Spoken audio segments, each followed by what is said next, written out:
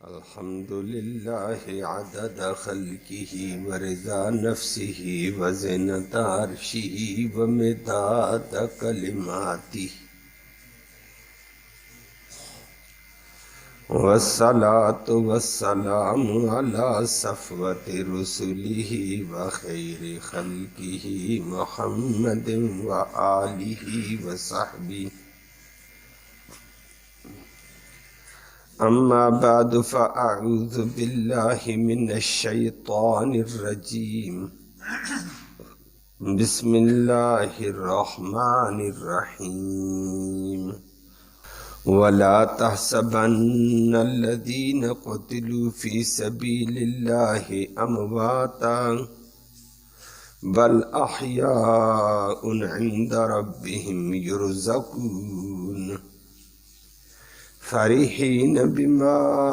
آتاہم اللہ من فضلہ ویستبشرون بالذین لم یلحقوا بهم من خلفهم اللہ خوف علیہم ولا هم يحزنون یستبشرون بنعمت من اللہ وفضل وَأَنَّ اللَّهَ لَا يُضِيعُ أَجْرَ الْمُؤْمِنِينَ صدق اللہ العلی العظیم وبلغنا رسولہ النبی الأمی الکریم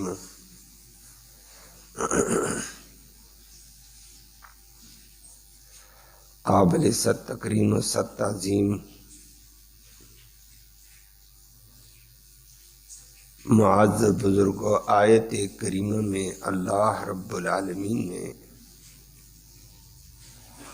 اللہ کے دین کے لیے، اللہ کے دین کی سربلندی کے لیے، حفاظت کے لیے، دفاع کے لیے، اللہ کے دین کے پھیلانے کے لیے کام کرنے والے شہداء کی فضیلت کا ذکر فرمایا کہ جو لوگ دین کا دفاع کرتے ہوئے مارے جائیں، دین کی اشاعت کرتے ہوئے مارے جائیں، دین کی سربلندی کے لیے جو لوگ مارے جائیں، دین کے دفاع میں، دین کے لیے غلبے کی محنت کرتے ہوئے، جہاد کرتے ہوئے اللہ کے راستے میں مارے جائیں، تو اللہ رب العالمین نے فرمایا ان مارے جانے والوں کا اعزاز ایک یہ ذکر فرمایا، ان کو مردہ نہ کہہ دینا۔ حالانکہ دنیا کے اعتبار سے ان کے اوپر موت طاری ہوئی، زخمی چھلنی ہو کر شہید ہوئے ہیں، تو روح بدن سے جدا ہوئی، روح بدن سے جدا اسی کو موت کہتے ہیں۔ لیکن اللہ رب العالمین نے ایک اعزاز ان لوگوں کو یہ نصیب کیا کہ عام مردوں کے لیے مردہ لفظ استعمال کیا جاتا ہے، ان کے لیے یہ لفظ استعمال نہ کیا جائے۔ تو پھر کیا ہے؟ فرمایا یہ برزخ کی اعلیٰ حیات ان کو مل گئی، بل احیاء، یہ مر کر بھی زندہ ہو گئے کہ دنیا کی زندگی میں کلفت تھی، پریشانی تھی، مصیبت تھی، دقت تھی، الجھنیں تھیں، یہ ساری ان چیزوں سے بچ کر آخرت کی اعلیٰ قسم کی لذتوں میں، نعمتوں میں، فرحتوں میں چلے گئے ہیں، اور اعلیٰ ترین درجے کا اللہ رب العالمین نے ان کو ایک لطف والی، راحت والی زندگی دے دی ہے۔ دنیا سے گئے لیکن برزخ کے اندر اللہ نے اعلیٰ حیات دے دی۔ اور اس اعلیٰ حیات کا اللہ کا کرنا کبھی کبھی مشاہدہ بھی ہوتا رہتا ہے۔ عام مردوں کی طرح ان کا نظام نہیں۔ عام مردہ فوت ہو گیا، روح نکلی، روح کو تو فرشتے لے جاتے ہیں، اس کو کفن دیتے ہیں۔ ڈیڈ باڈی نیچے موجود ہوتی ہے رشتہ داروں کے پاس، لواحقین کے پاس، اس کو غسل دے کر، کفن دے کر، جنازہ پڑھ کر دفن کیا جاتا ہے۔ اس کا ایک الگ نظام ہے۔ لیکن شہید کے لیے اللہ اکبر، جو اللہ کے راستے میں دین کے لیے، اسلام کے غلبے کے لیے، دفاع کے لیے لڑتا ہوا مارا جائے تو فرمایا اس کو پہلی بات یہ ہے اس کے کپڑے نہ اتارنا، وہ خون میں لت پت ہے، لت پت رہنے دو، غسل نہ دینا کہ عظمت والے خون اس کے بدن پہ لگا رہنے دو، یہ اس کا غسل ہے۔ کپڑے بھی نہ اتارو،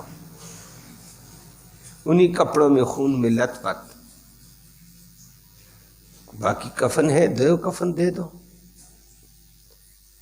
جنازہ پڑھ کر دفن کر دو۔ فرمایا اس کا ایک بڑا امتیاز ہے، ایک شان ہے اس کی۔ اللہ فرماتے ہیں اس کے خون کو کپڑوں سے، بدن سے کیوں دھوتے ہیں؟ یہی خون تو اس کو بلندیوں پہ لے جانے والا ہے، اور اسی خون کی حالت میں اللہ رب العالمین فرماتے ہیں دفن کرو۔ فرشتوں کو بتا دیا جاتا ہے دیکھو فرشتوں، میرے دین کے غلبے کے لیے دی ہوئی جان بھی اس نے قربان کر دی ہے۔ اللہ اس کے اوپر فرشتوں کے سامنے بھی فخر فرما دیتے ہیں، اور ادھر ہم اس کو دفن کر دیں اسی خون میں، لت پت کپڑوں میں، تو فرمایا وقت گزرنے کے ساتھ خون میں بدبو آتی ہے، زخموں میں بدبو آتی ہے، لیکن اللہ شہید کے خون سے خوشبو پیدا کر دیتے ہیں۔ اس کے کپڑوں کے اوپر لگے ہوئے میں خوشبو ہوتی ہے، جیسے جیسے وقت گزرتا چلا جاتا ہے خوشبو بڑھتی چلی جاتی، کیونکہ وہ جیسے وقت گزرنے کے ساتھ برزخ کی اعلیٰ حیات کے اعلیٰ درجوں میں چلا ہوتا ہے، تو خوشبو میں بھی اضافہ ہوتا رہتا ہے، اور زخم اس کے تازہ، ادھر بھی مرنے کے بعد بھی تازہ۔ اللہ کا کرنا یہ ہے کہ ادھر بیچاری کی روح نکل چکی، بدن ہے، ڈیڈ باڈی ہے، ختم ہے، لیکن اعلیٰ درجے کی حیات اللہ نصیب فرماتے ہیں۔ بے شمار شہداء صحابہ کرام کے دور میں بھی، بعد کے ادوار میں بھی، آج کے ادوار میں بھی ایسے شہیدوں کی لاش 3-3 4-4 دن بعد ملتی ہے بیچارے لڑتے ہوئے، لیکن بعد میں بھی ان کی لاش میں بدبو نہیں، خوشبو، زخم ان کے تازہ بہہ رہے ہوتے ہیں، وہ خراب نہیں ہوئے ہوتے ہیں۔ یہ ان کی قبولیت کی دلیل ہے کہ اللہ نے ان کی شہادت کو قبول کر دیا ہے۔ اور ایسے کئی مرحلوں پہ آیا، کئی لوگوں کی ایسی لاشیں، وگرنہ لاش 1-2 دن ہو جائے تعفن آ جائے، لیکن شہید کی نہیں آتی ہے۔ قبر میں دفن کیا جاتا ہے اسی ڈیڈ باڈی کو، لیکن اللہ نے اس کو اتنی اعلیٰ درجے کی روح کو حیات دی ہے، اعلیٰ درجے کی، لیکن تعلق بدن کے ساتھ بھی رہتا ہے۔ کئی عرصے کے بعد قبریں کھودی گئیں، اچانک نیچے دیکھا شہید ہے، اس کے زخم تازہ۔ اللہ، یہ ایک اعلیٰ مقام اللہ رب العالمین نے نصیب کیا ہوا ہے۔ دین کے راستے میں جانے والوں کو اللہ نے اعلیٰ مقام دیا ہے۔ یہ دین کے غلبے کے لیے محنت کرنے والے کوئی معمولی لوگ نہیں ہیں۔ فرمایا وَلَا تَحْسَبَنَّ الَّذِينَ قُتِلُوا فِي سَبِيلِ اللَّهِ، اور مت خیال کرنا ان لوگوں کو جو اللہ کے راستے میں مارے جاتے ہیں امواتا، مردے، ہاں مردوں کی طرح ان کو مردہ بھی مت خیال کرو۔ اور دوسری جگہ صراحتاً کہا وَلَا تَقُولُوا لِمَنْ يُقْتَلُ فِي سَبِيلِ اللَّهِ أَمْوَاتٌ، اللہ کے راستے میں مارے جانے والوں کو مردہ نہ کہنا، بل احیاء، بلکہ وہ تو اعلیٰ درجے کی حیات پا چکے ہیں، دنیا کی کلفتوں سے نکل کر آخرت کی راحتوں میں، اعلیٰ نعمتوں میں، لذتوں میں چلے گئے۔ اور بل احیاء عند ربهم یرزقون، بلکہ وہ اعلیٰ درجے کی حیات میں ہیں۔ اور نمبر 2، عند ربہم یرزقون، اللہ کے ہاں ان کو روزی دی جاتی ہے، کہ اعلیٰ درجے کی حیات، اعلیٰ درجے کا وہاں کھانا اللہ کے ہاں ان کو نصیب ہوتا ہے۔ تو جو اللہ کے راستے میں جاتے ہیں اللہ نے ان کو ایک عجیب مقام رتبہ دیا ہوتا ہے،